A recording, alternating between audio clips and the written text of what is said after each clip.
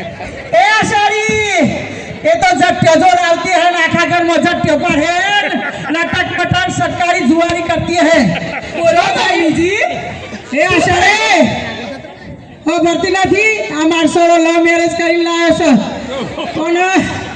कोई नहीं ये झटके हो रहा है मेकअप कर है किटी पार्टी कर है पण आ दिनो पहिना हो जो जो कर है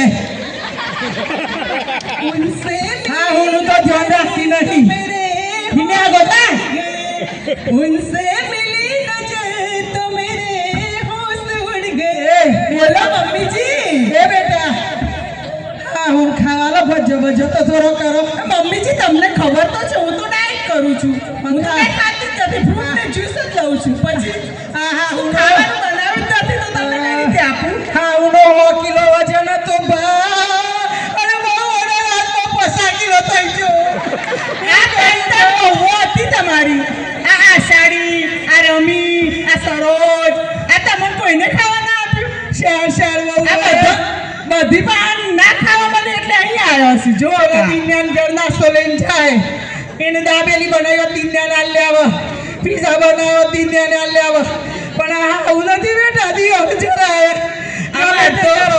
મારી બધી બેનપણી આવી છે કેટલી પાર્ટીમાં જવાનું છે દૂધ પણ પાતી નથી જરા મને તો ખસખસ વાળું આ જોજો શેરી લાકડા જેવી હું કઈ જી 100 કિલો વજન હતો મારો ઘરવાળા જા પાસે બહુ જ્યારે મોનતી નહીં અમારું હું કરું હું તો આ બે હુતાના ખુશી મરી જઈ રોમ રોમ રોમ રોમ રોમ રોમ રોમ રોમ બોલો લકુમા જય શ્રી કૃષ્ણ કોણ આવ્યું બા એ સરપંચ બોલો ઓ સરપંચ સાહેબ જય શ્રી કૃષ્ણ જય શ્રી કૃષ્ણ નથી ખાધું કહું જમ મોઢા પડી ગયો છો અરે સરપંચ સાહેબ તમને માયા આ મોતે ઉતરાયો છે નએ ચાર ચાર વહુઓ આડો જ્યા એ બધી મિલકત નાજો બંગલા શેટલા આલ્યા તાજવે તોલન સોજી આલ્યું હોનું આલ્યું અમ ખવડા ઉપર કાઠું પર સમ રૂપિયા નહીં હું કરું મૂક્યો તો ના પાડના તો મને તમે સો એના લોક પાઈ ગયા અરે રે શિયો મારીઓ અરે રે આટલાથી પાટલા કરો ઓમ રોમ હું કરું પછી એ રાખીના મને વાલી દીધું ડોહો તાતે ઉજી શેરમ ડોહાણીયા પીવું કરું તમે કોક બતાવો મને સરપંચ સાહેબ અને આલે ખાવા તો સારું પૈસા પણ તો તમારે પહેલા વિચારવું જુઓ ને અમારા શિયા તાતે આલી હું કરીએ હા જે થયું થયું પણ હું એક ઉપાય બતાવું છું હા, એ કયો? પ્રમાણે તમારે વર્તવાનું એટલે તમારો બહુ હારા વણો થાવ સારું સરપંચ સાહેબ તમારું સારું થજો પૈસા મારા શુક્ર દાડા આવો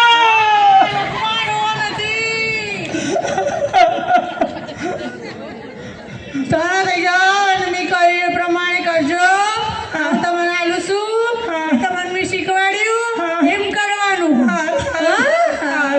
કદી ભજન ભજો ખાવા મળે તો સારું કા આ 50 કિલો સેવ લાકડા જેવી હું કઈ સેવી હતી હું તો પટ્ટા જેવી હેડું તો દીનો ભાઈ ઉડી જાય એવું હતું ડોબા છે ને તાણ મને આઈતો જતા અને ઠીક ડોહીને દુઃખ પડે તાણ તમે ના લ્યો છો તમારું રાખો તમારા પાવા સારું કર્યું સારું કર્યું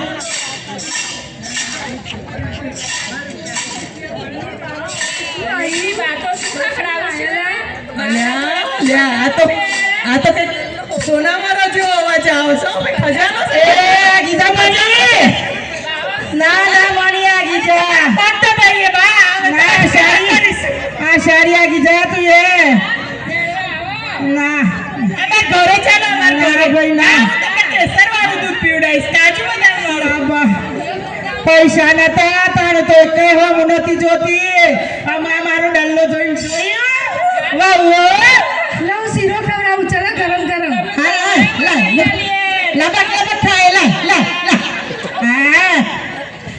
તમારે ડલ્લો લેવો હોય તો હોભરો મારી વાત મારા જીવતા જીવત સરિયા કરો મારી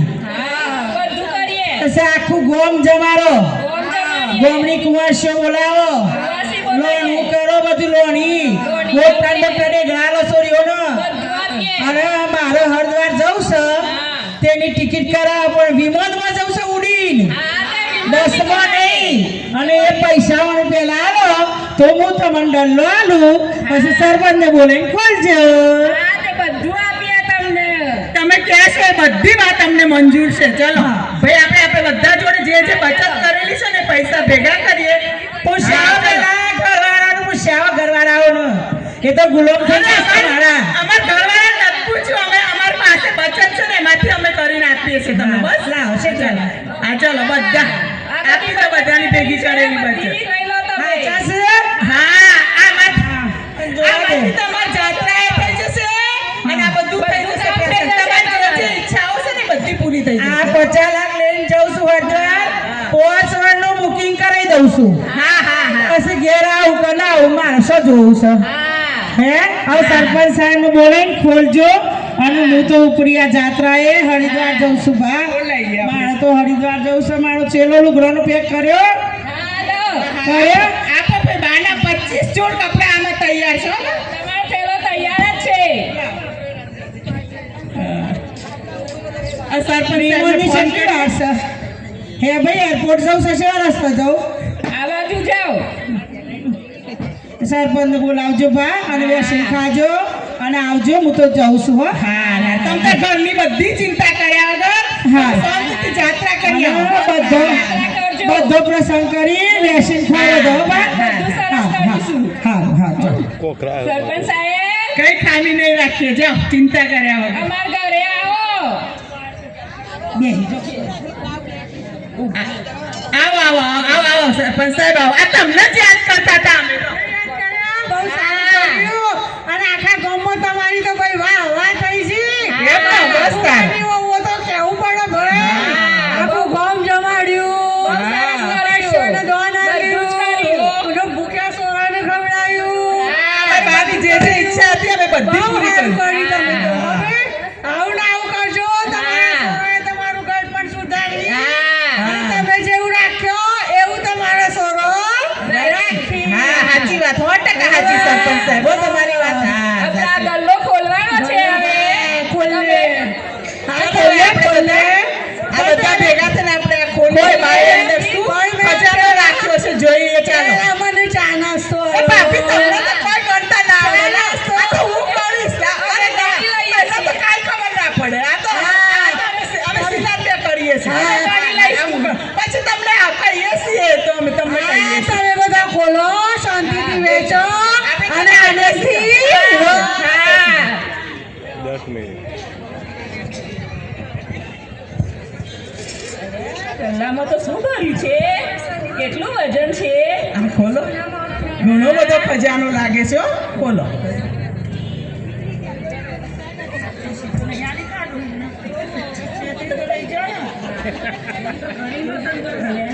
આ બધું શું ભર્યું છે? આ બધું તો છે. શું કર્યું છે? શું કર્યું છે લે?